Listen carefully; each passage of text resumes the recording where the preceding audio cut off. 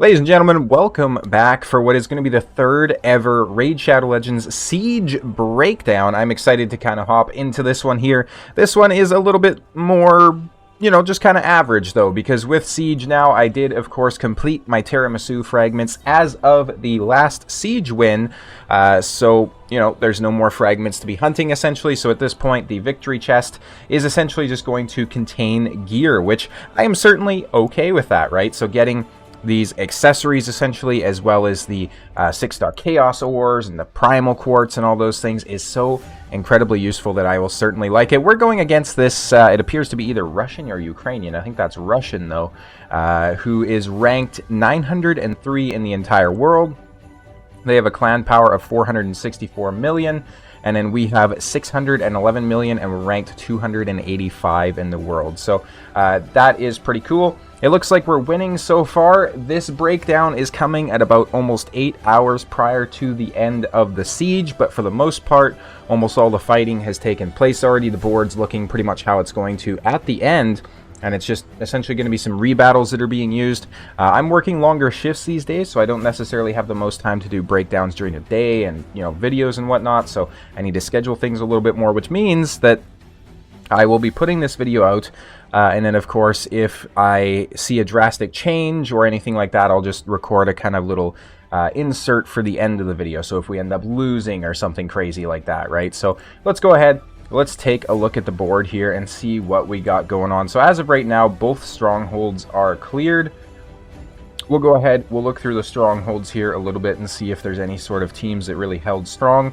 I spent a lot of time in the last game, in the last siege breakdown, essentially just going over like the teams as a whole, but I think what I'm going to do now is just focus really on the teams that did actually hold off. So this is an interesting one here. So we had Gergo into an Arbaeus, I think is her name, and then obviously Armands and a Marius there, which is interesting. So that actually managed to beat Wazboy 3 times here, 0 out of 3 attempts it looks like, and then we had our leader come in and take it down on the 4th attempt there, which is pretty cool.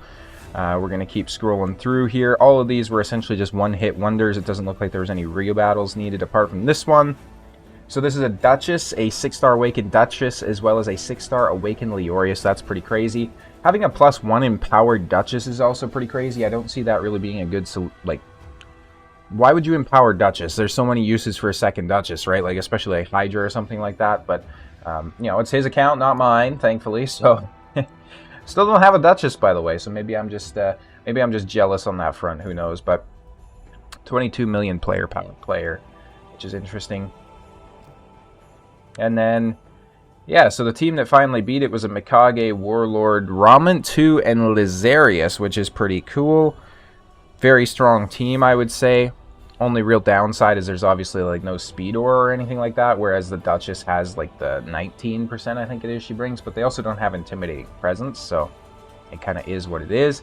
And then the rest of those were pretty much one-shot wonders as well.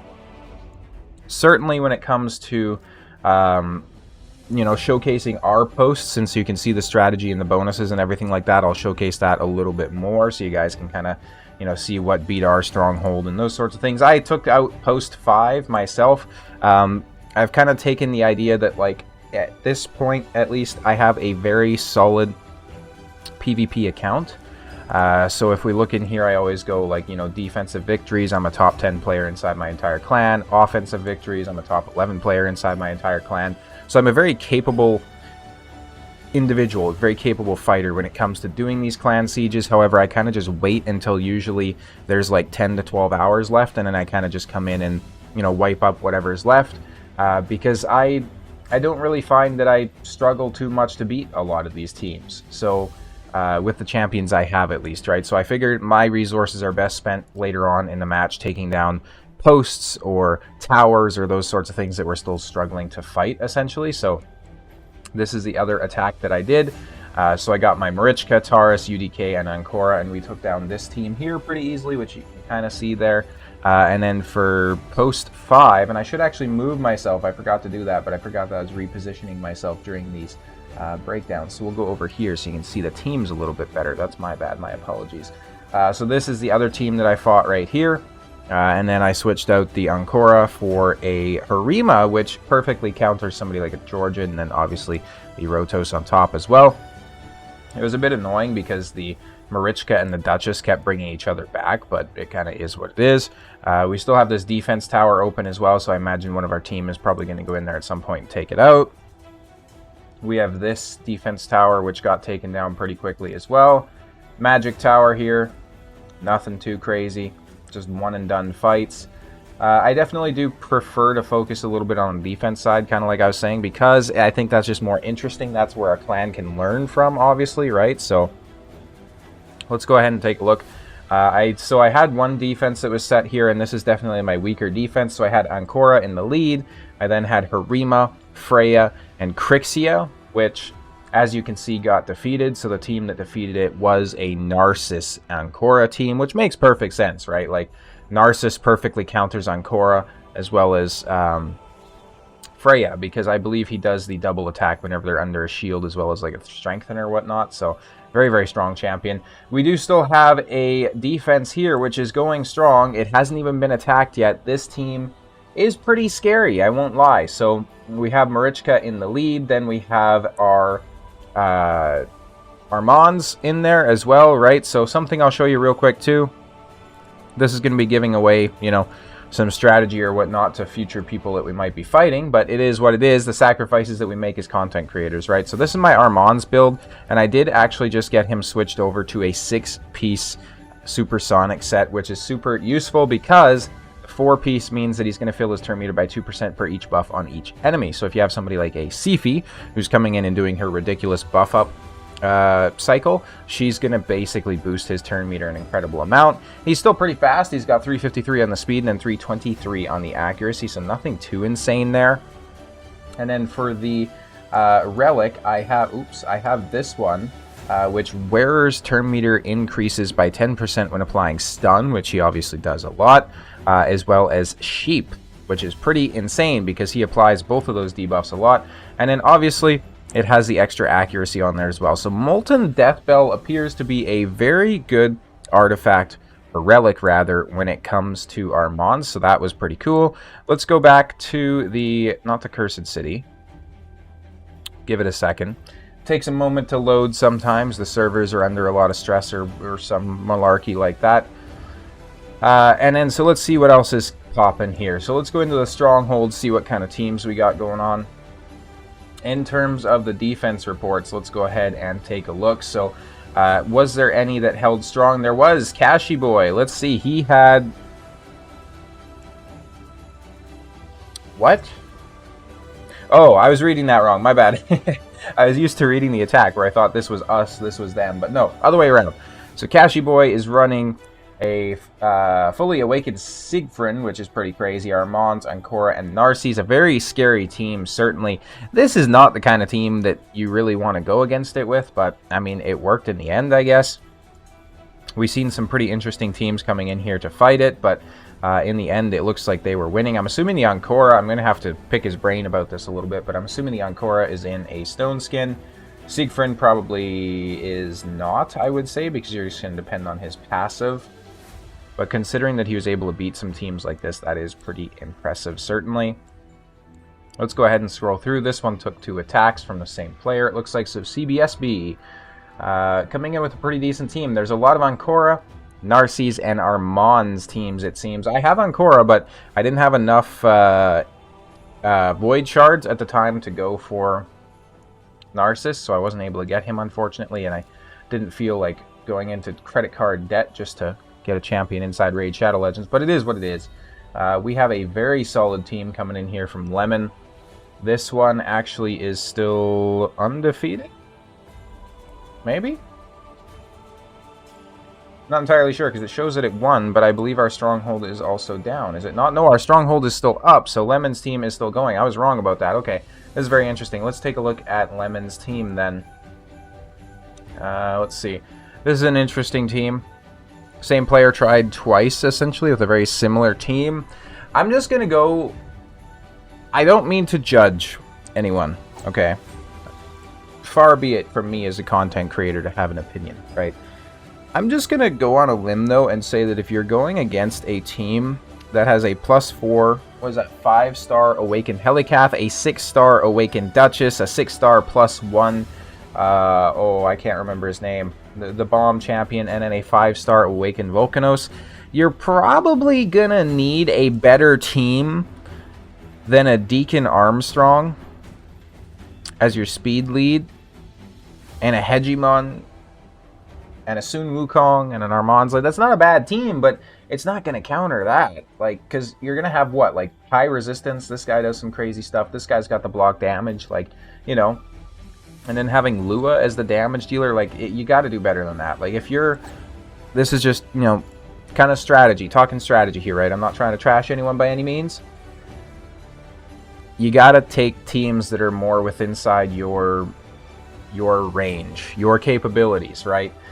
Because that's essentially just 2 wasted attacks that their clan is now missing, which is a bit unfortunate. And don't get me wrong, Lemon's team is absolutely insane. Like, we always see him holding strong on the defense. However, he's holding strong in this particular defense because this was the team that was thrown at him. And I'm not, you know, not taking away from Lemon. We're going to see, like, probably 10 more teams attacking this that weren't able to do it successfully. But come on. Come on. Come on. Apart from that, it really looks like just those 2 teams, 3 teams rather, were the ones that have been holding strong. So the rest of them got taken down pretty easily there. It looks like just one and dones. I'm interested in checking out some more of these towers as well. So we had another team here by Draven holding strong as well. We have, of course, Marichka, and then Armands, UDK, and Thor. Thor is an absolute, like, god tier damage dealer. He's so incredibly strong. And it's crazy that we got a champion like that for free, but I'm certainly not complaining. So he held very strong against some very solid teams. Like, a team like this is terrifying, in all honesty, depending on how strong the player is. 10 million player power versus 25 million player power. Maybe not so terrifying, right? Because this Arbiter is probably going to have, like, you know, somewhere in the ballpark of 300 speed. But I think when you're going to attack, you can actually view, like, the enemy team's player power, can't you? Let's see. Let's find the post that hasn't been beaten yet. Yeah, like, you can view their player power. So I would recommend just a wholehearted, you know, tip for everybody to do as well as possible, because I prefer when matches are close and it's a little bit more down to the wire. Look at the player power of the enemy team, right? Like 18 million, 16 million. I'm like 17 million or something like that, I think. It gives you a decent idea of how progressed their account is, because, for example, inside the live arena, I've gone against people that you can tell they just maxed out their credit card, they sold their children, they, you know, pulled out a kidney and put it on the black market. They did all of those things to get good champions. So I've gone against a team that it was like a +4, 6-star Awakened Siegfried, and Lazarius, and Galathier, and then the player account is like level 85, and then the player power is like similar to mine. So you can tell that they haven't had time to farm gear or anything like that, right? They just bought and spent money on champions, and then they didn't have the gear to go with that. So in this game, at least, gear is almost as important, if not more important in a lot of cases, than the champions. So for example, a team like this is a pretty fair matchup, right? But, you know, seeing a team or like this, maybe not such a fair matchup from a 7.29 million player power account, because you don't have a speed aura, first of all. You have a Arbiter who's probably going to be about the same speed, if not slower, than the Armands, right? Like, realistically. A 7 million player power account versus a 25 million. I'm going to bank that the 25 million player power account is probably as fast on the Armands as the 7 million is on the Arbiter. Enough said, right? This particular tower has not been hit at all yet, it doesn't look like, apart from...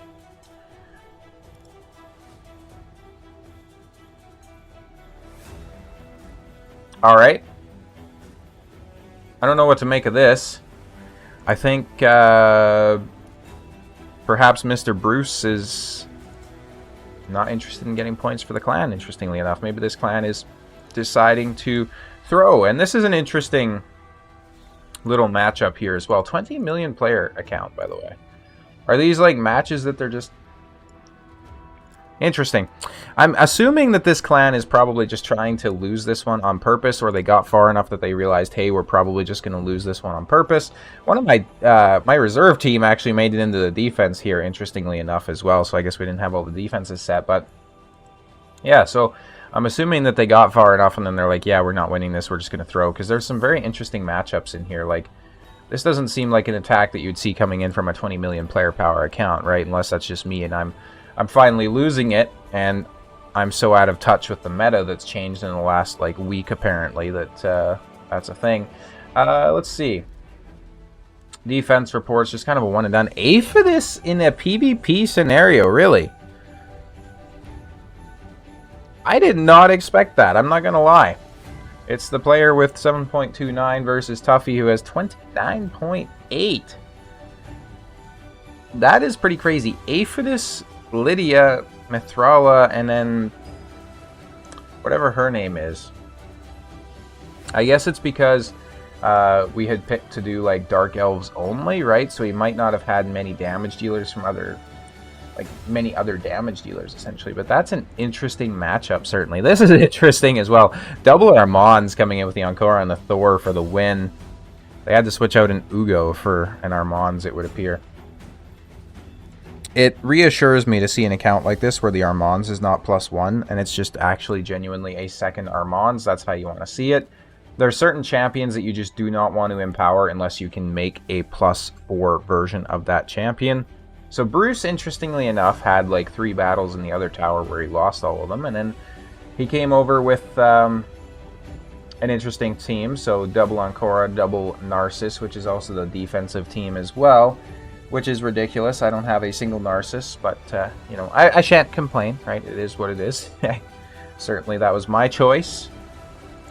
We have a team that held pretty well here. So Plagued Sword with a nice Rotos, Sifi, and UDK. Finally got beaten by an Arbiter and a Georgia. Georgia is so strong with how he can ignore Stone Skin and do so much like just crazy things like that. I'm a little bit surprised that this team lost, to be honest. This is a very strong team. If they substituted the Drexthar for another Demon Spawn. So what player power is this guy? This guy's 22 million. He probably has like a Duchess or something else from Demon Spawn. There's so many better options than Drexthar, because Drexthar is not really a PvP champion whatsoever, which, yes, I would consider the Siege mode to be PvP. We have some interesting defenses here. I really want to get a Carnage. I don't have him yet, though. I've been slacking on my Cursed City, unfortunately, so it's going to be a while until I get him. I'm just, like, slightly over halfway there. This team by Plagued Sword is still holding strong.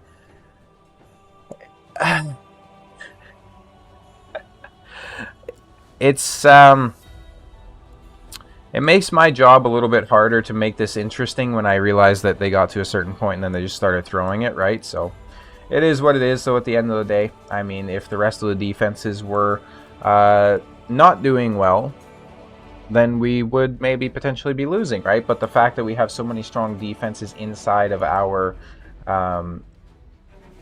main stronghold here, especially Lemon, ×2, T-Fern, Dark Rain, they're all doing fantastic work. Lemon, so Lemon has 3 teams that have been placed, all of which are in the stronghold, all of which have not been defeated yet. Lemon is an absolute beast, and I'm not just saying that because he's my clan leader and I want to get a promotion. Although I'm not opposed to that either. Wink, wink, nudge, nudge. But that is like god tier performance, right? Like, that is pretty crazy. Let's see. Have some of these been attacked multiple times? No, it doesn't look like some of them have been attacked really at all. So that's pretty cool. I'm going to have to basically pester him to show me some of the builds on these champions as well. Or if you're watching the video, Lemon, just go ahead and let me know the build. This team is absolutely nasty. Everything 6-star Awaken, Arbiter, Galathier, Lazarius, and Odin. This is insane. Insanity. No wonder he's got 23 million player power. Like, that's just insane. I don't even know. I don't know if I could beat that, honestly, with my entire roster at my disposal. I don't know if I could. Because Odin is good at countering Ultimate Death Knight once UDK's Stone Skin wears off. Galathir is just, imagine like Duchess combined with Pythion combined with Sifi combined with Ursala and Ugo and basically every single... Imagine every reviver in the game and you take all the good parts of their kit and put it into one, and then also combine that with like a Crixia, basically, in terms of like, you know, the strip and whatnot. And that's Galathir, right? So Galathir is incredibly strong. Lazarius, I believe he also has a revive in his kit. He's a 6-star Awakened with Intimidating Presence. That is terrifying. A +2 6-star Awakened Arbiter with Intimidating Presence as well. That's absolutely terrifying. Again, Lemon, if you're watching this, I'd be curious to hear why all of them are in Intimidating Presence. I'm assuming they're run in separate teams inside Live Arena or something like that, or, you know, Classic, Tag Team Arena. But I would have expected to see Sheep on more of them, and that's not a dig or anything like that by any means, but I'm just curious genuinely why they're in Intimidating Presence. My guess is Tag Team Arena, though. Fantastic team here as well. And then, so for the battle report, we are looking like we're probably going to get the 3rd level of gear, which is pretty cool. And then if I don't have a final thoughts or something like that to show at the end, so for example, if, you know, we win the battle, not much has changed, and this is just the end of the video, I'll post a screenshot on my community tab, if I remember, to show you what I got as the rewards from the victory chest, essentially, because I know a lot of people will be curious about that. That being said, though, I think that is going to finish it for this particular Siege breakdown, Siege recap, whatever you want to call it. I noticed that this series has been getting a lot of support on the channel so far, so I very much appreciate that from every single one of you. The support on the channel as well as the videos, it means the world, and it allows me to keep doing this, right? Because this is kind of just something that I'm doing on the side, and pursuing it as kind of a hobby, but maybe someday something a bit more serious, right? So channel's growing, and I have all of you to thank for that. That being said, as always, thank you guys so much for watching. See you next time.